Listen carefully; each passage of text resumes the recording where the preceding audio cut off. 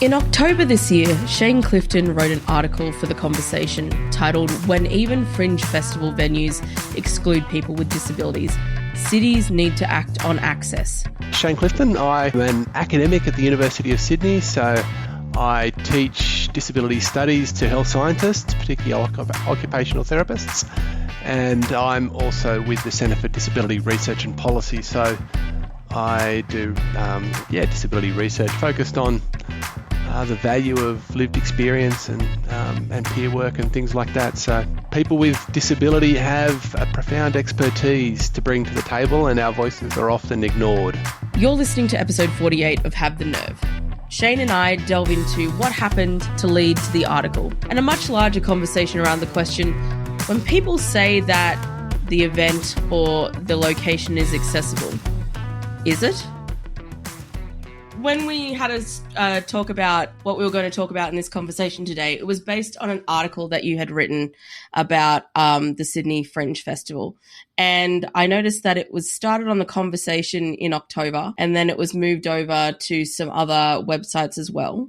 Do you just want to give a bit of background about what were the circumstances that came about that made you write this article? Sometimes I write in frustration for a bit of revenge.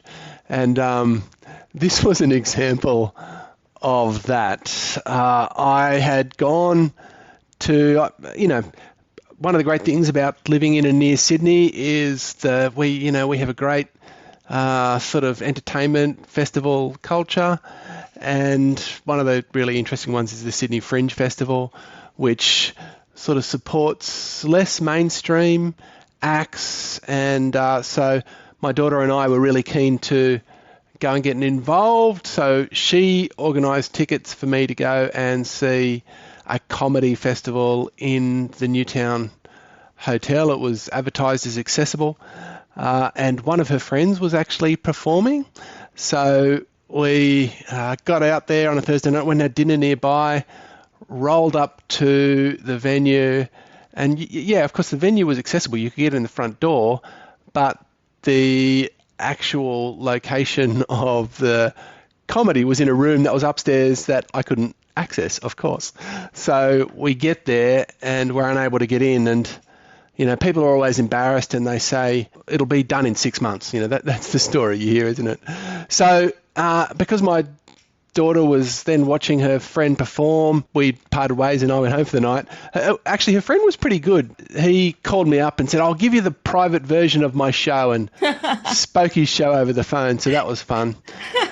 And so I contacted the Fringe Festival the next day, just explaining the situation. And they were apologetic and said, look, we'll give you new tickets to go to another show. So I thought, all right, let me pick another event I wanted to go to, and I picked another event and I forwarded that to them and said, I want to go to this one. And they said, and I forget where this one was. It was in some other venue in the city.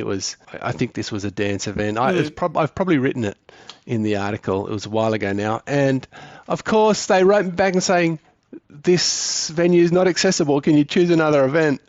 And at that point I thought, am I allowed to swear? Yes, you can.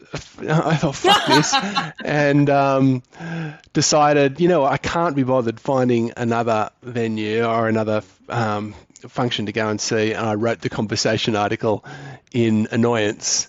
And so it was a response to a couple of frustrating situations. Anyone who's in a wheelchair who has to navigate our cities will have these sort of frustrations, and I'm sure you've got your stories. Some of them that really annoy me the most, and I think I might have mentioned this, there's a restaurant right in the middle of the city that I really want to go to. It's highly rated. It's on Google as accessible, and you go there and it is potentially accessible. There's a sort of an entrance in on the side, but they've got a table that they put against that door, because obviously they can get more seats if they use that door, and they refuse to move it. And I've been there 3 or 4 times. And so there's a venue that's potentially accessible, but that the particular tenant has made inaccessible.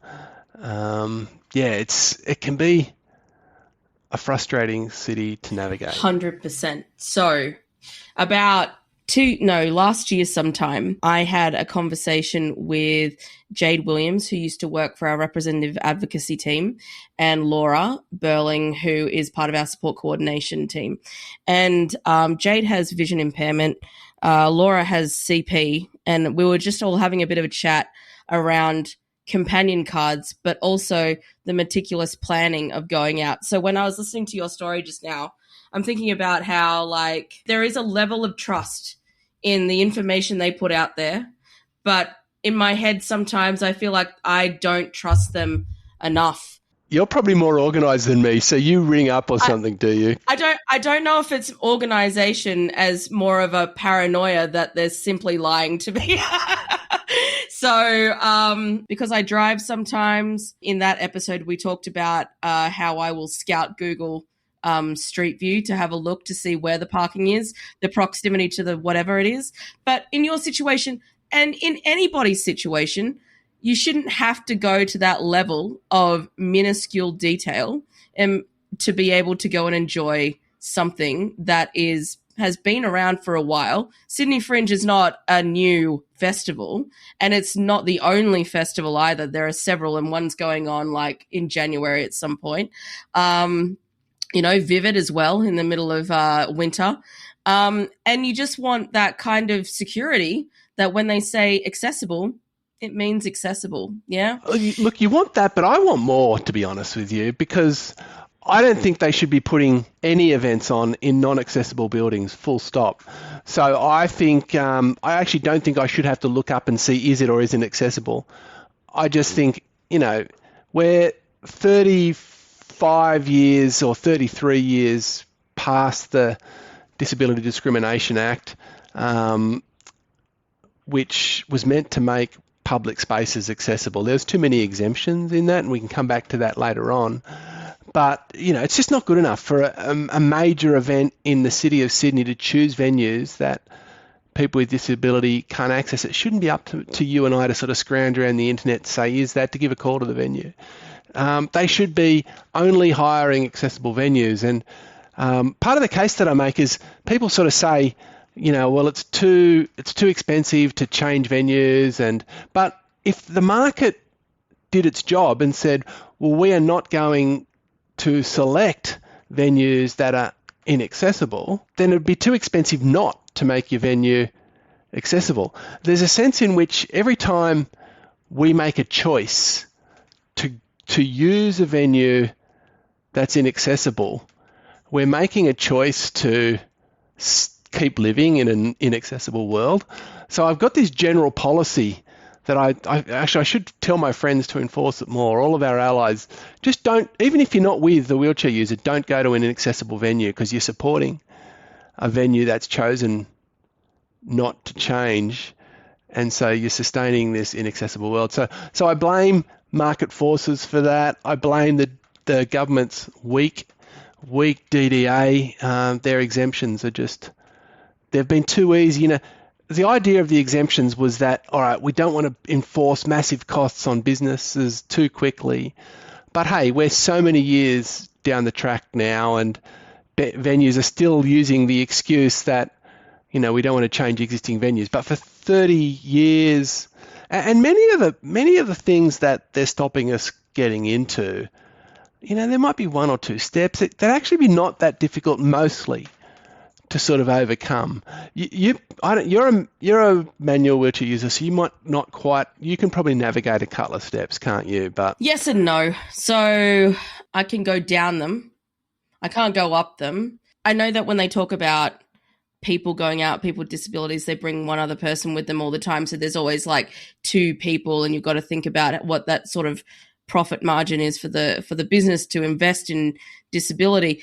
I am a massive loner and introvert, and I love going places by myself, and I love eating by myself, and I just want to be able to have the freedom of choice. So something that I think about often is and this is why it comes back to me having to go on Google and then do some research and whatever, is because I actually would love one day the freedom to be able to go anywhere and then just be like, no problem. I have no problem knowing where to eat. I'm not a fan. I come from the Blue Mountains, right? So if we're going to talk about inaccessible restaurants and venues, that's a bit of a mecca for it. I really don't. I know people will say things like, you just have to ask them for help, and they will help you. But I don't want to do that either, because it's not in my nature to be like, oh, that's another thing that I have to ask somebody for. Yeah. You know what? I'd do that if they were to sort of put a sign on the front door, for example, and the front door said, call this number and we'll bring a ramp down or something like that. Oh, fantastic. You know, so if they were sort of be proactive about that, I feel like there's ways that many venues could get around this thing if they just decided to do so. You know what? It's interesting because you're in the Blue Mountains and we were talking about a city, but it's so interesting that country town. So I live in, because I'm in uni, I'm in the city a bit, but I'm also in Wollongong a bit. And we're in a, down near Thirroul, we've got, most of the shops are just single story shops. So it's not as though they should, but half of them have a single step in front of them. And so even when you're in the country, you think, hey, all of this must be accessible. I mean, we're not talking 2 or 3 story buildings. You're just as likely to be unable to get in to the shops down the street because they haven't solved the 1 or 2 step problem, which would be, I mean, the cost of fixing those things would be minuscule, but there's just no effort to getting it done. And it drives me. So I also think it's just like a lack of proactiveness on the part of maybe local, state, and even federal. But like, if you think about now in the Blue Mountains, for example, and I know that like we're now diverging a bit from events into just general access needs, but I don't know how it works exactly, but let's just say in the 90s when there were video stores and we were all at Blockbuster and Video Easy, right? There was, and you're right, in the mountains, there's single story places everywhere. The shops are single stories, everything. They had a new facility in Hazelbrook where I came from. And they had this, like, it was a step, not necessary, but they kind of like built this ramp that kind of goes up and in. So it was still accessible either way. I'm not sure how much that costs. I understand that people will, you know, maybe local councils and stuff will crack it about it coming into too much into the footpaths and whatever. But at what cost, you know? At what cost do you want my business? Because immediately also in my head, I'm like, if I can't get in there, if there is no way for me to be able to get into this facility, this event, this whatever, I'm not even going to bother asking. If there was something there that was like, call us, yes. But I'm like, I was so willing to spend money in your facility, and then you went no, and I went no. Yeah. Look, it's a dilemma because, of course, I mean, the argument is made, well, I lose that sale, but, you know, there's not enough of you to make up the cost of the change. And I do still think that is underestimating the value of access, because actually everyone benefits from easier access to buildings. It's not just wheelchair users. It is people with prams and older people with walkers. And so, yeah, you might not see a power wheelchair user very often, but you're going to see people with wheels a lot. So access or walking sticks, for example. You know, people with walking sticks struggle with steps as well. So it's a matter of broadening your horizons about how good access can help a wide variety of people. I mean, I'd like to think people are just driven by the ideals of human rights and justice, but no, they're not. That's probably idealistic. I think they're driven by profit. But Shane, I actually want to ask, so, you know, like something that's very common when I'm having this conversation around access for disability, and I know that we're just coming from a standpoint of physical access into a premises, but, you know, we also have people with vision impairment, people are deaf, that kind of thing. And we do say access is accessible for everybody. However, do you reckon that phrase actually impacts people at all? I don't know. I've become pessimistic about people's willingness to change unless something slaps them in the face. But look, when I talk to people about, hey, disability in one way or another is more common than you imagine, they do latch onto it and recognise that, we're all born utterly dependent upon each other, needing to be carried, needing to, can't do anything for ourselves. We grow toward independence. But even when we're at the height of our independence, we're actually still very dependent on others for everything in life. If the system stopped working, wouldn't be able to feed ourselves. But we're always at risk of injury or sickness, and even aging is a form of disablement. So first thing I'd say, if I could convince, and people do resonate to the idea, disability is not just a marginal topic. It's actually central to human life. So I do think that resonates with people. But then the other one that sort of resonates that I hope catches on, have I told you about the curbside effect before? The curb cut effect? I know of it.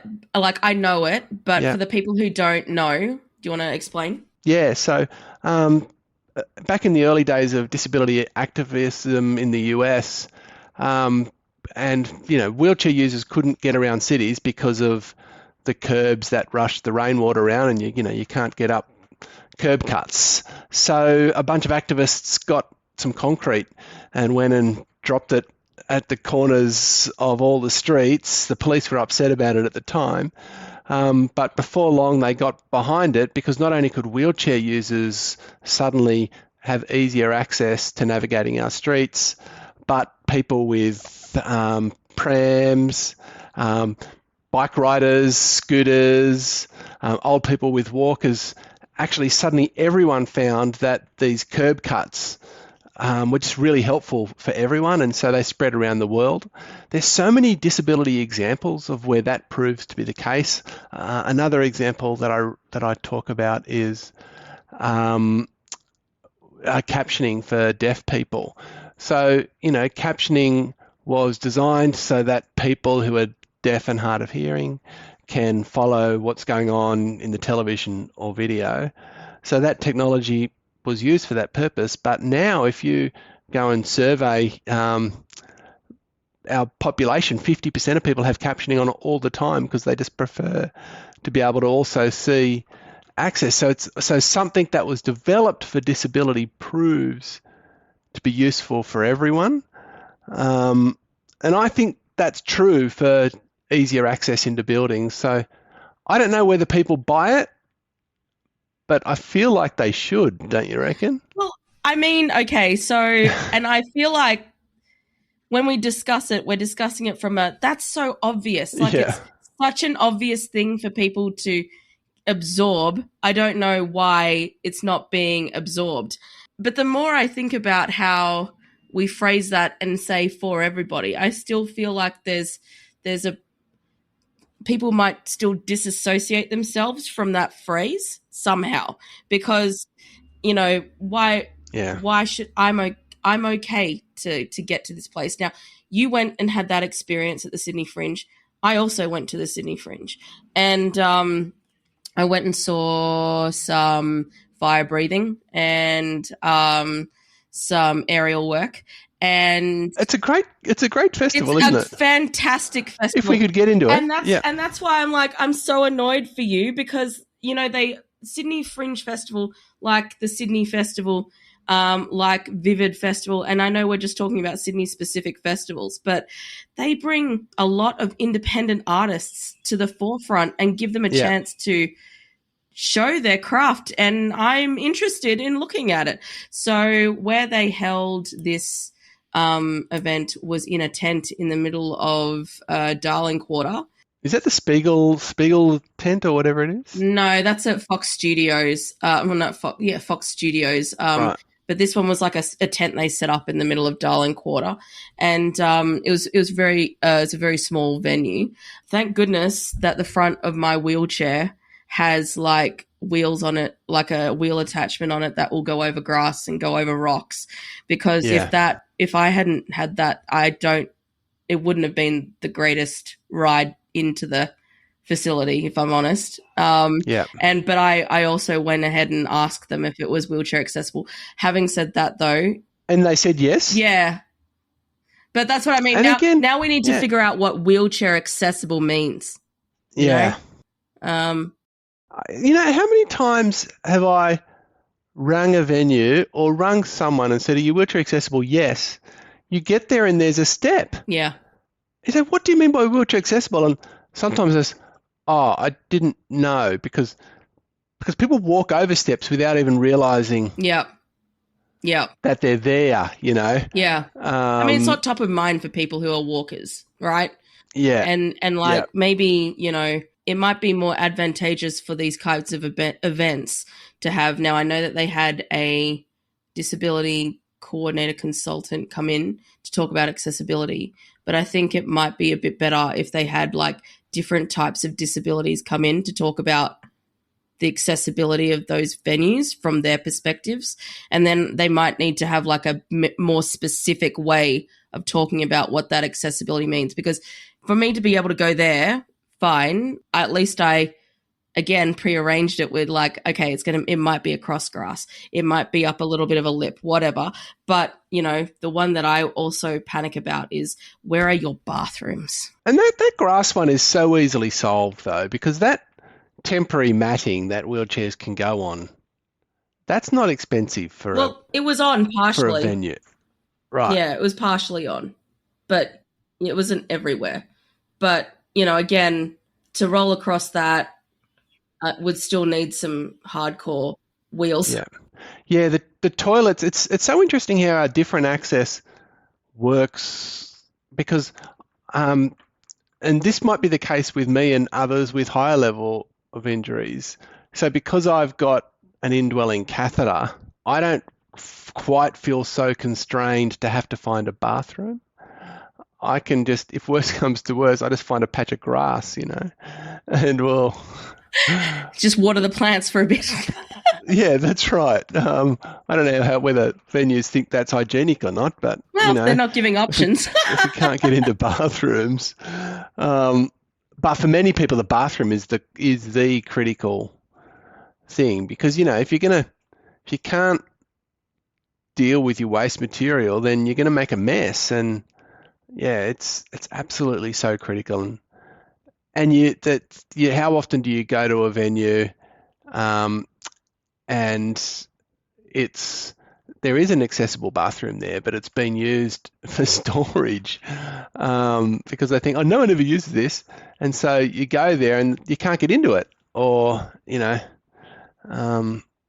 it's a challenge. And I think that people should probably, and we've talked about this in episode 29 when we were talking about companion cards, but I can't emphasize enough to you, if you live in New South Wales, and I think it might be nationwide, but the Master Locksmiths Australia has a key called the MLAC key that if there is a bunch of accessible toilets around at least the Sydney CBD area that are locked off to the public. So, do you like the MLAC key? I've lost mine once. Yeah, I'm not convinced by it, to be honest with you, but maybe I should maybe I need someone to convince me of it, because okay, I don't have a key with it, and when I do, it's this big chunky thing that... Is it a hand function issue? Well, yeah, I can't use it myself. Yeah. But because then I don't... Yeah, so maybe I just need to... You'd have to sort of carry this key around. I don't know, maybe I'm just being an absolute whinger here. It's on my keys for the car keys and stuff. But I mean, I understand that if you don't have as much hand function as I do, and then the doors are heavy, there's a barrier there. Yeah, I mean, look, that's all right. I'd just ask someone to open. I get pretty good at asking for help. But I recommend them, if even just getting them anyway, because I mean, for myself, when everybody uses the bathroom that's so limited, you do need to get a key for it. All right, I'm gonna reconsider my attitude to MLACs, whatever they are. I think you should just get them. I mean, they don't give them away for free. So if anybody wants to purchase one, I think it's like $30 or something online, and you just apply for it online.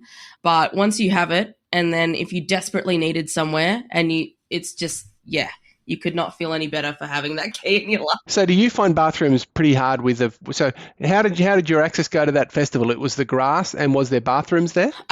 So I did something that I do often, which is I had minimal to drink on purpose. Right, yeah. Because I didn't know how easy it would be to look for it. And I went with my friend, and he needed to use the bathroom. So he was just walking around, and then he went to the bathroom. Like, he said there is a disabled bathroom further down, and then one on the other side.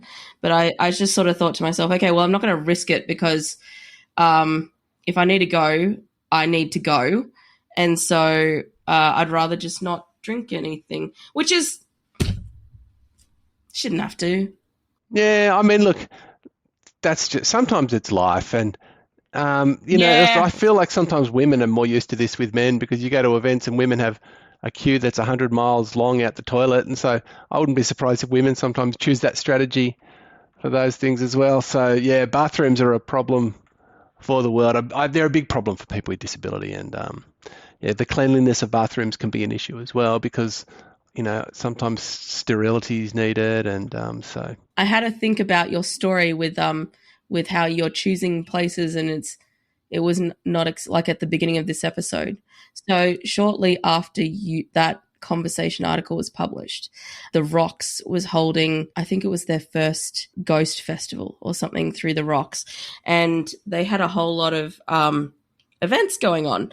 And we do have to talk about how old the city of Sydney is, because it is old, and The Rocks specifically is hilarious. Yeah. They had a whole bunch of stuff that was like, majority wheelchair accessible, but I thought I would just ask, because there was a dance party going on in some building that I wanted to attend, and I wanted to dress up. Yeah. And it was a bit of money to buy these tickets, so I didn't want to risk it, right?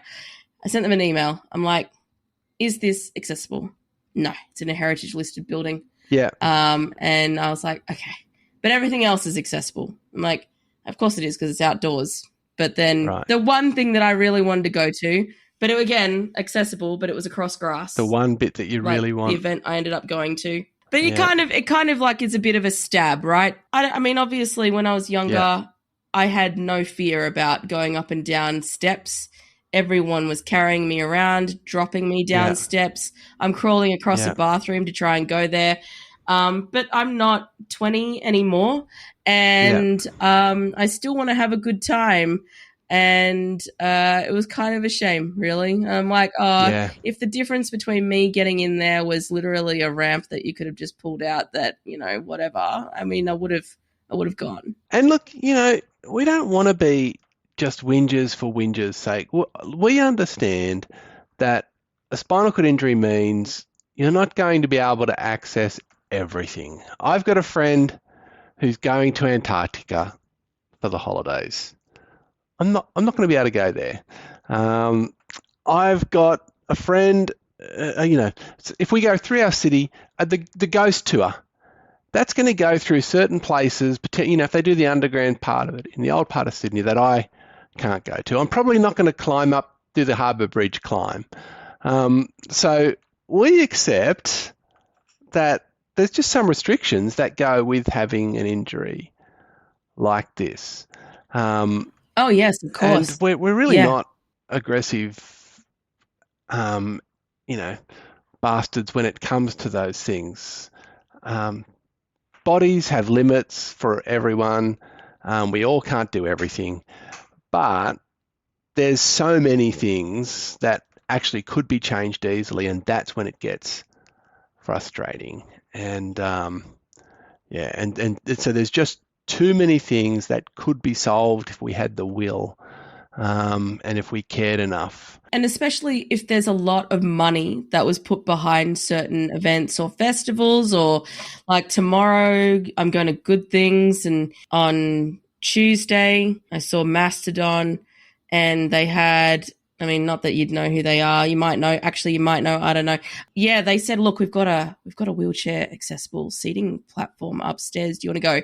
I'd never been there before, right? Yeah. Like at the upstairs bit. Because usually when I'm at a gig, I'm like right down the very front, and it's a bit obscured, but like it's better than being behind people. Went there. Yeah. I mean, thank God that I can transfer very easily to a stool, because the viewing platform, location wwhere it was, the actual wall came up above Yeah. my head, so I wouldn't have been able to see anything anyway. Yeah, people, and which just goes. People do mean well, They and they, do. you know, I and we should. And so that's the other thing. You don't want to shout out to be. You don't want to just be whinging, because we do encounter a lot of goodness going through our city, and a lot of kind people, and a lot of helpful people, and there is some amazing venues. Yeah. I go and see a lot of shows, and the Opera House has become a phenomenal venue. Yes. For example, once, I don't know if you went on, a few years ago, you to get into opera, you had to go through the bowels of the, which was sort of fun, because you get into the backstage there at times, remember? But they've fixed all that up, and it's accessible, and most of the theatres we go to are accessible, and so I feel like Sydney's getting better, but unfortunately, that's the mainstream stuff. Any of the slight fringe stuff, it's like they almost choose venues deliberately because they're a bit sort of decrepit, and that's cool. And I don't know. And like, I can't blame them either, right? So especially if you're trying to go with a certain vibe of an event, and you've got a whole bunch of buildings that suit the vibe of the event. Ghost Festival for a start. You want to be in a rundown house in the middle of the rocks next to a bunch of people buried under the city, because it's just cool, and I get that. And when I went and saw Mastodon on Tuesday, they were so excited to show me this platform, and so I was like, oh, that's so good. Like, I mean, bless them, you know what I mean? But it's not all about events, it's not all about restaurants. Let's talk about the biggest accessibility of all, which is, let's say, family and private dwellings. Shane, you want to talk about it? Yeah, look, of all the exemptions that were put into the Disability Discrimination Act in 1992, the private home, I think, has had the biggest consequences, because 95% of housing across our cities and suburbs and towns is inaccessible. There'll be steps on entry, inaccessible bathrooms, thin doors. And, I can invite neighbours to my place, but none of them can invite me to their place. And that is a matter of just political will. I know the New South Wales, there is a thing called the Livable Housing Standards, and the Livable Housing Standards has a sort of a set ranking. I think they've got gold, silver, bronze, and which have different sort of levels of accessibility. I think, for example, silver requires you to have to be able to get into the building via a ramp, and for there to be an accessible bathroom downstairs. I think gold requires there to be also an accessible bedroom downstairs or something like that. Most states in Australia have signed up to the silver, except for New South Wales. And I think Western Australia. Yeah. Well.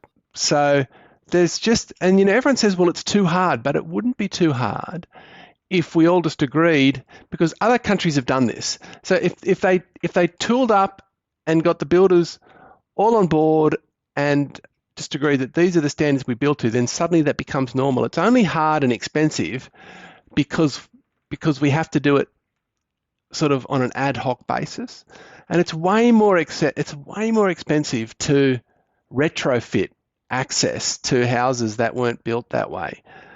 So we're dealing with a broader disability housing crisis across the industry that we'd be able to solve if actually just most family homes were accessible, and so that people with disability can just live in the same homes that everyone else could live in, and we can visit our neighbours in the same way that everyone else can visit their neighbours, because inclusion in communities is about getting to know your neighbours. Yeah. But yeah, so that to me is the biggest frustration of access in our cities. Yeah, I will bang on about inaccessible housing options until it's either solved or I die. I live in an apartment block, and like you said earlier, people with disabilities already know we can't be a part of everything, and there has to be sacrifices made in order for us to just get on with it. And then when I moved in, I was like, what are all these disabled car parks on because every floor had an accessible apartment, like an adapted apartment, but it wasn't that had been advertised. sold. Oh, right. Yeah. Or it had been sold to non-disabled people. And it wasn't advertised as such. Oh, so you could have bought another one of those other units. Well, they're rented, available to rent, right? But because they don't, and I mean, I'll bang on about this forever, but because it comes down to small changes, right? Which obviously will make a big impact and will, for the better of everyone. I'm not going to live in supported independent living. I'm not going to be in an SDA. I just want to live in an apartment that is already built and accessible, right? Like an adapted apartment on this floor. Now, I know that the apartment block that I live in, 30% of them are adapted apartments because I did some extraordinary amount of research on this after I found it out. But I'm like, hey, imagine if realestate.com.au had something that just said accessible apartment. Yeah. You got to give Google some credit here. There used to be sort of disability groups tried to set up some websites to do it, but we sort of had to fill it out. So the Google has solved a lot of this for, not perfectly, but for venues and other things, hasn't it? But they haven't, so we need something, as you say, Domain should have something like Google has it for, you can now do accommodation, and it'll search for accessible accommodation now as well. So, and if you wanted to use Google Maps, there is an option now that says wheelchair footpath. Oh, footpath as well. Yeah, right. Yeah, it's made a huge difference, and it's really sort of been the last 3 or 4 years that's really picked up so amazingly, hasn't it? Yeah. So, yeah. And I think when people think about disability housing, they might instantly go to a supported independent living, SDA, that kind of thing. But you and I live in with our families, and that's all it is. Yep. Yeah, most people with disability live in standard homes. Maybe they just want to live alone. So they should. Yep. Let's just make them accessible. Make them accessible. It's not that hard. We're a long way from where we should be. We're better off in public spaces than we were 30 years ago. But I don't know that we've improved much in the last 10, 15 years since I've been in a wheelchair. I feel like it's stagnated. What do you mean? In terms of the number of venues, I don't know. I just don't feel like there's an impetus to... I mean, the things that have improved is that Google's telling us what is or isn't accessible. But do you feel like many more venues... Do you feel like access has been getting easier and better in the last little while? Maybe it's like the snail creeping or the hot water creeping up in you, and maybe I just don't notice it because...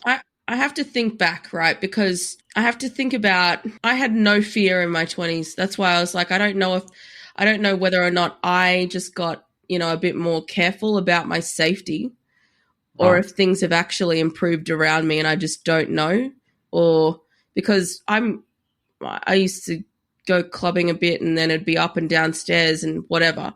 But let me think, 10 years. I mean, I've lived in Sydney for about 16 years now. So I moved down here when I was 23.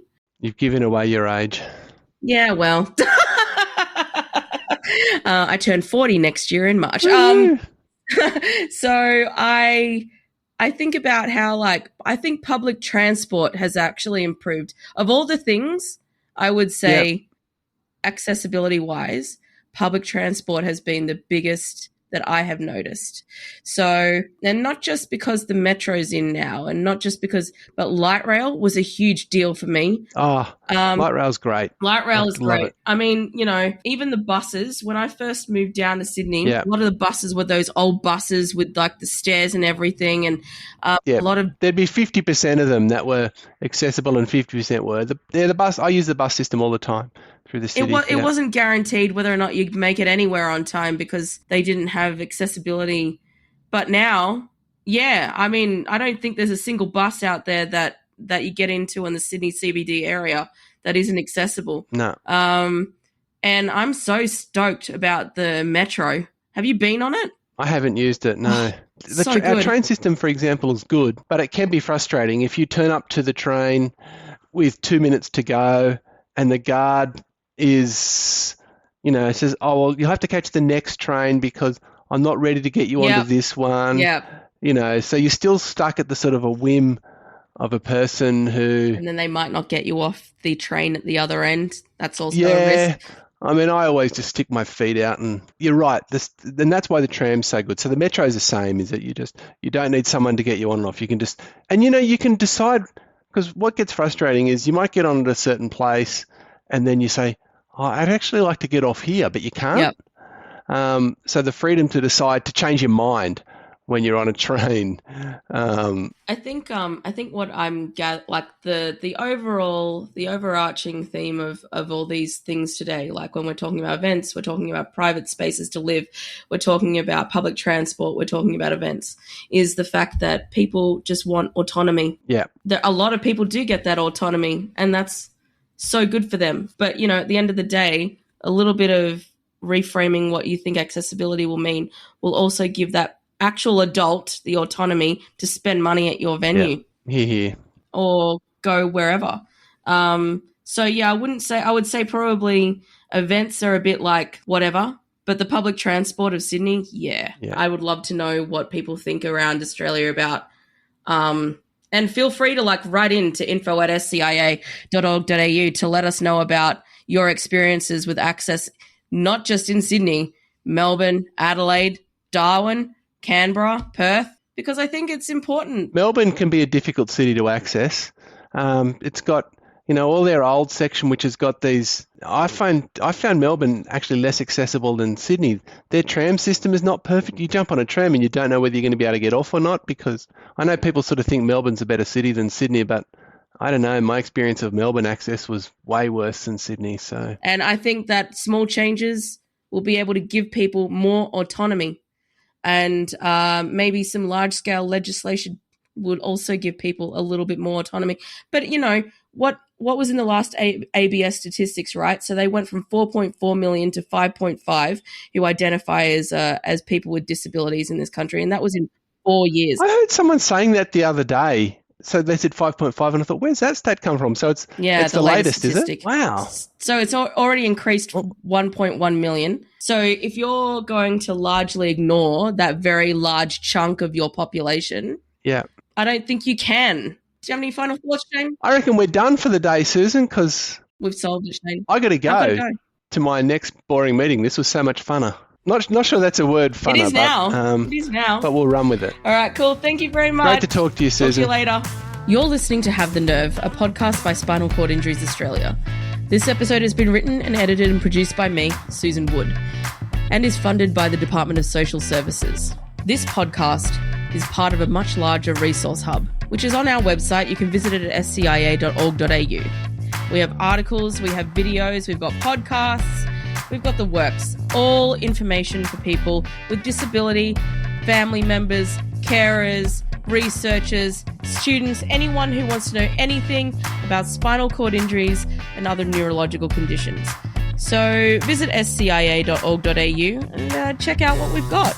We also like to take suggestions from people. If there is a topic or anything that you are interested in knowing about, if we haven't covered it already, please email us at info@scia.org.au. Thank you for listening.